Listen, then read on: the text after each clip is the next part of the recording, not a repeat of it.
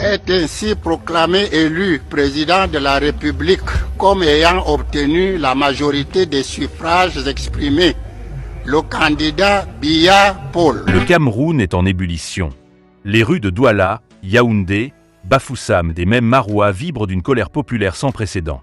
Depuis l'annonce officielle de la victoire du président Paul Biya, donné une nouvelle fois gagnant des élections présidentielles, le pays est plongé dans une atmosphère tendue, presque électrique. Des foules immenses descendent dans les rues, drapeaux à la main, pancartes levées, criant à l'injustice, à la fraude et à la confiscation du pouvoir. Les réseaux sociaux bouillonnent, vidéos de manifestations, discours de jeunes militants, messages d'indignation. Tout le pays semble partagé entre la stupeur, la peur et la détermination.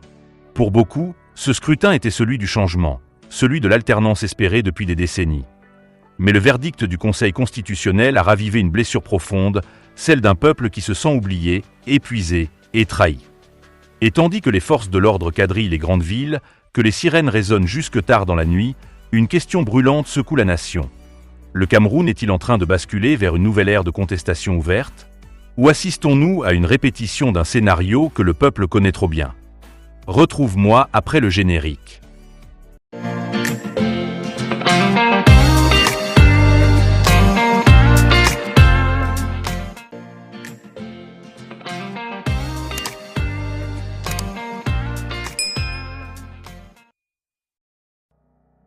Quelques heures seulement après la proclamation des résultats officiels, donnant Paul Biya vainqueur avec plus de 70% des voix selon la commission électorale, les premières manifestations éclatent spontanément dans plusieurs quartiers de Douala et Yaoundé.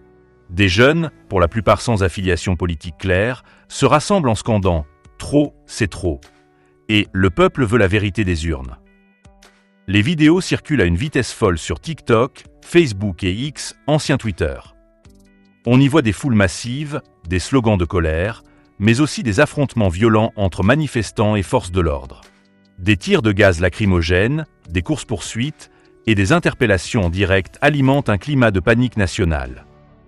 La tension est palpable. Le gouvernement appelle au calme, promet de maintenir l'ordre et dénonce une tentative de déstabilisation orchestrée par des forces extérieures. Mais dans les rues, la colère ne faiblit pas. Pour beaucoup de Camerounais, il ne s'agit plus seulement d'élections. Il s'agit d'un cri du cœur, d'une révolte contre la misère, le chômage, la vie chère et l'impression d'être pris en otage par un système politique immuable. Des figures de l'opposition, comme Maurice Kamto, Cabral Libye et d'autres leaders régionaux, prennent la parole sur les réseaux sociaux. Ils appellent à la vigilance, à la résistance pacifique, mais certains de leurs partisans vont plus loin. Ils réclament une mobilisation nationale. Des barricades sont érigées dans certains quartiers populaires. Les routes principales sont bloquées par des pneus brûlés. Dans certaines régions du nord-ouest et du sud-ouest, la situation est encore plus explosive. Les chaînes internationales commencent à relayer les images. Le monde découvre un Cameroun divisé entre le silence du pouvoir et la colère du peuple. Pendant ce temps, à Etoudi, le palais présidentiel reste silencieux. Paul Biya, âgé de 92 ans, n'a toujours pas pris la parole publiquement. Son entourage parle de « victoire éclatante de la stabilité », mais pour beaucoup, cette stabilité est devenue synonyme d'immobilisme et de frustration. Dans les marchés, les conversations sont tendues. Certains soutiennent le président, rappelant que sous son règne, le Cameroun a évité de sombrer dans le chaos que connaissent certains pays voisins. D'autres rétorquent que ce calme a un prix, celui de la pauvreté, de la peur et de la stagnation. Les jeunes, eux, semblent décidés à ne plus se taire. Dans les universités, des mouvements étudiants s'organisent. Des slogans comme « Le Cameroun n'appartient pas à un seul homme » résonnent dans les amphithéâtres. Peu à peu, la situation échappe à tout contrôle. À Douala, des commerces ferment, les transports sont paralysés et des coupures d'Internet commencent à être signalées. Un signe que les autorités cherchent à freiner la propagation des vidéos et des messages viraux. Mais la colère a déjà franchi la barrière numérique. Les Camerounais de la diaspora prennent le relais.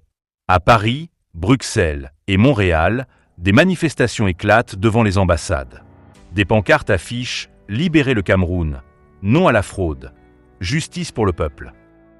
La pression internationale monte, les ONG s'inquiètent des violences et les médias parlent d'une nouvelle crise politique en Afrique centrale. Sur le terrain, les forces de sécurité intensifient leur présence. Les arrestations se multiplient. Des figures de la société civile sont interpellées. Pourtant, malgré la répression, les manifestants continuent de défiler. Le mot d'ordre est clair. Nous ne voulons plus des promesses, nous voulons des changements.